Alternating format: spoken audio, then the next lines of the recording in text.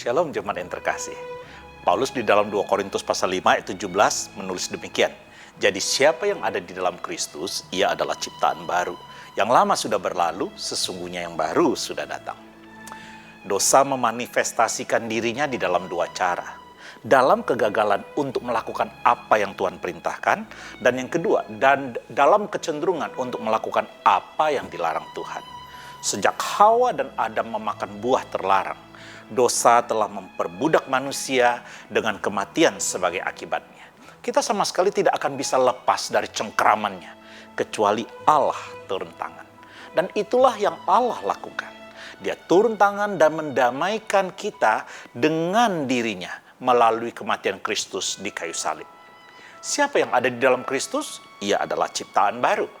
Apa perbedaan ciptaan lama dengan ciptaan baru? Ciptaan lama mengasihi dosa dan rindu untuk mendapatkan kepuasan dari dosa. Tetapi ciptaan baru tidak lagi menjadi budak dosa. Dengan kata lain, ciptaan baru dapat diartikan sebagai pembaharuan hidup. Sehingga hasil yang dilihat pada kurun waktu tertentu benar-benar berbeda dari apa yang sebelumnya tampak. Misalnya, seorang yang pelit dan tidak peduli kepada sesama yang membutuhkan diubah menjadi seorang yang pemurah, murah hati. Orang yang pemarah diubah menjadi penyabar. Orang yang suka berkata-kata kotor diperbaharui menjadi orang yang santun di dalam perkataan.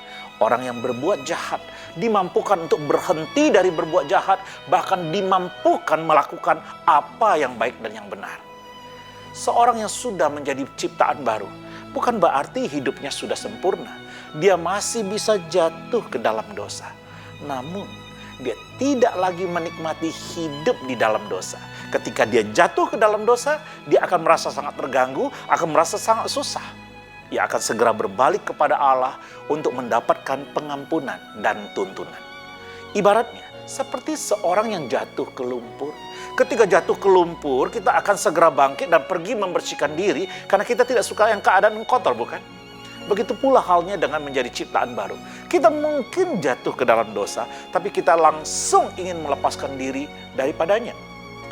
Jemaat sekalian, jika kita berada di dalam Kristus, maka kita adalah ciptaan baru dan disebut sebagai orang Kristen.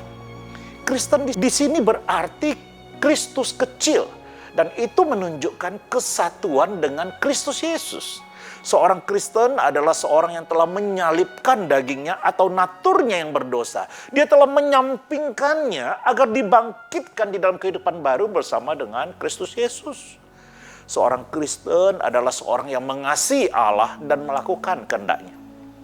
Sebab inilah kasih kepada Allah, kata Yohanes, yaitu bahwa kita menuruti perintah-perintahnya.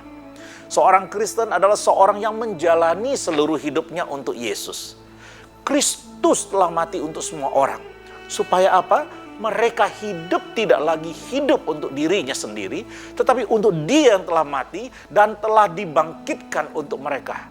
Di dalam 2 Korintus 5 ayat 15. Karena itu jika kita menyebut diri sebagai seorang Kristen, maka ingatlah bahwa kita adalah orang yang seharusnya bersatu dengan Kristus, menyampingkan kedagingan, mengasihi Kristus dan melakukan kehendaknya, serta menjalani seluruh hidup untuk Yesus, bukan untuk diri sendiri.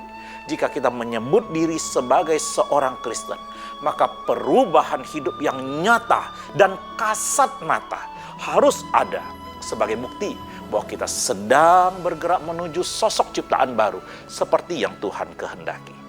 Dalam masa Prapaskah hari ke-34 ini, pertanyaan penting untuk kita renungkan dan temukan jawabannya adalah bagaimana dengan perubahan hidup kita?